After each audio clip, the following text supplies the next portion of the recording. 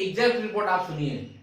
हमारे जितने भी साथी हैं जुड़े हुए थे फाइल में, सबके पास हमारा सब कुछ जा चुका है, ऑडियो भी जा चुका, बहुत पहले जो सुनवाई हुई थी उसका भी रिपोर्ट हमने सबको डाल दिया है। अन्य लोग भी सुने और ये समझें कि आखिर में प्रदेश में लड़ने वाला कौन है और किसके वकीलों ने बहस किया, ये सब कुछ क्लियर हो जाएगा। सबसे बड़ी समस्या ये आती है कि एक वकील बोलता है, बाकी वकील बोलते नहीं है।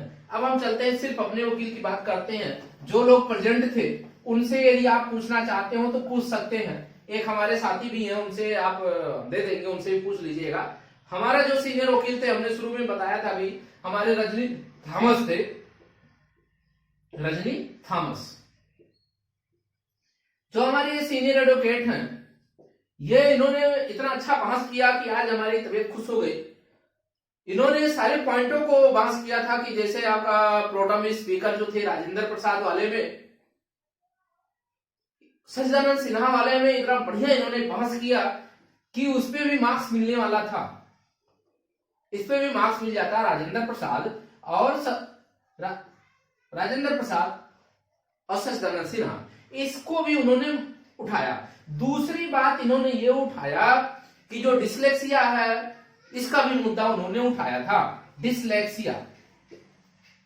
डिसलेक्सिया का भी मुद्दा इन्होंने उठा लिया कि आखिर में डिसलेक्सिया का मुद्दा भी ये गलत है कि सही है। इस प्रकार ये वकील साहब और ये हमारे वकील साहब ने बार बार डिमांड किया कि यूजीसी कमेटी की रिपोर्ट पूरे प्रदेश में केवल और केवल, अगर कोई यूजीसी कमेटी की रिपोर्ट की मांग किया तो केवल और केवल हमारे वकील साहब ने किया।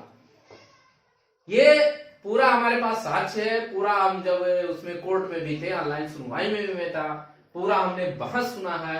लगभग हमारे वकील साहब को सबसे ज्यादा टाइम दिया गया, ये आप रिकॉर्ड भी है कि सबसे ज्यादा अगर किसी को टाइम दिया गया तो किसको दिया गया, रजनी थॉमस साहब को ही दिया गया।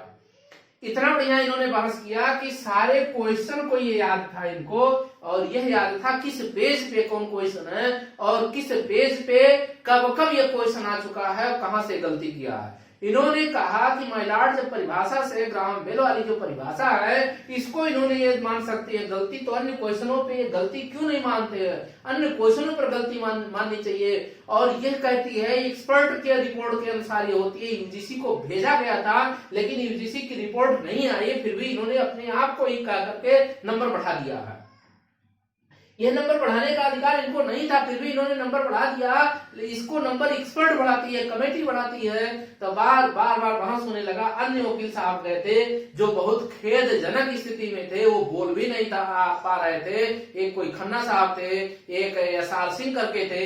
इन लोगों के वकील क्यों चले गए, क्या जरूरत थी? जब आपको ब्रीफिंग कराने नहीं आता तो आपने क्यों करा दिया? जब आपको ब्रीफिंग कराने नहीं आता है, आपको बच्चों से पैसा लेकर के अनर्गल खर्च करना चाहते हो, तो आप ऐसे वकील को क्यों ले जाते हो और क्यों हाई कोर्ट और सुप्रीम कोर्ट में लड़ना चाहते हो?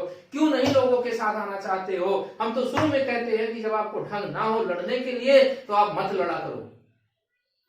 आपको ये ढंग ही नहीं है कि कैसे लड़ा जाता है।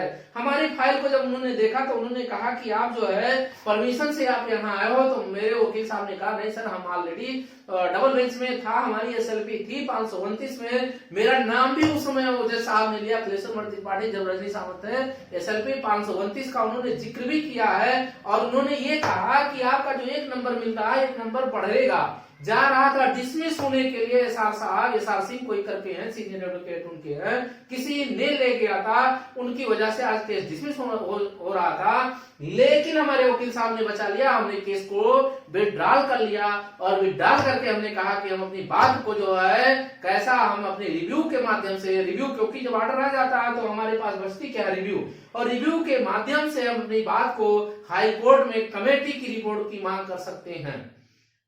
मतलब ये हो गया पुनः हमारी लड़ाई जो है हाई कोर्ट में आ जाएगी और सुप्रीम कोर्ट के आदेश के अनुसार अब हम हाई कोर्ट में अपनी बात को रख सकते हैं और रखेंगे ये कि हमारी यूजीसी की कमेटी की रिपोर्ट को लागू किया जाए और हम अपनी बात को रखेंगे।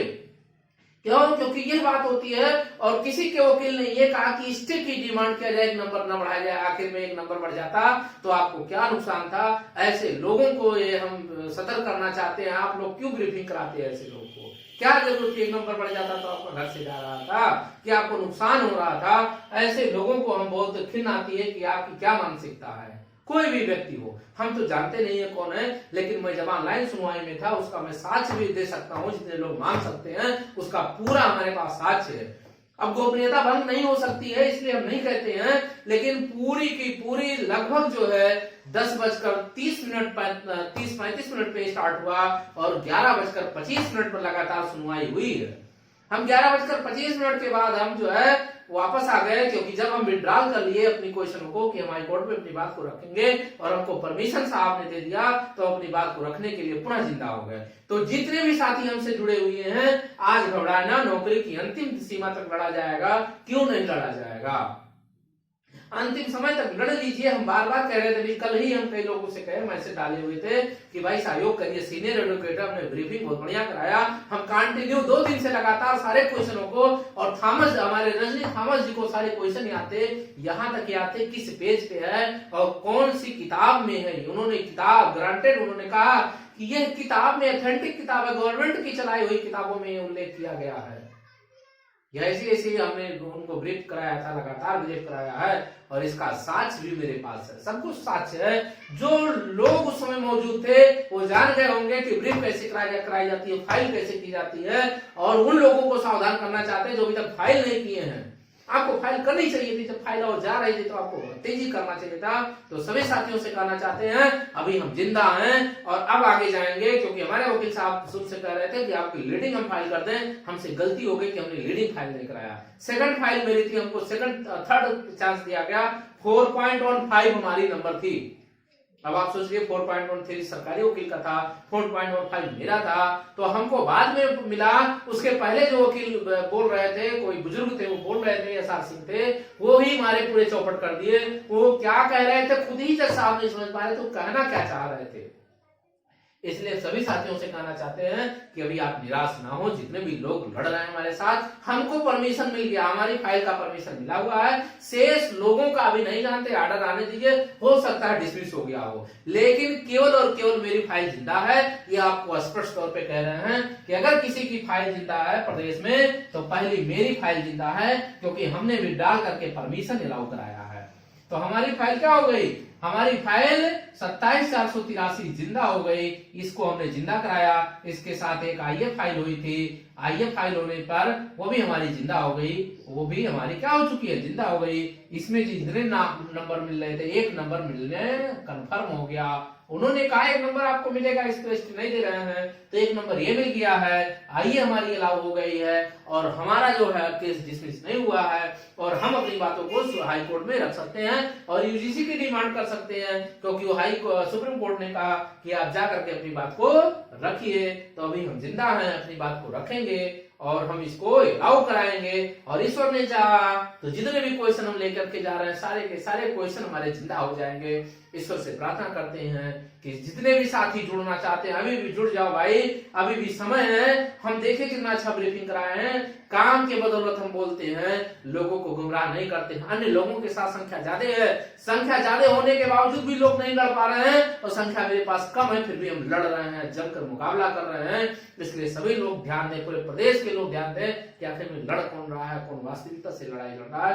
तो जो भी चैनल को सब्सक्राइब नहीं किए हैं वो जरूर सब्सक्राइब करें, लाइक करें, शेयर करें। धन्यवाद।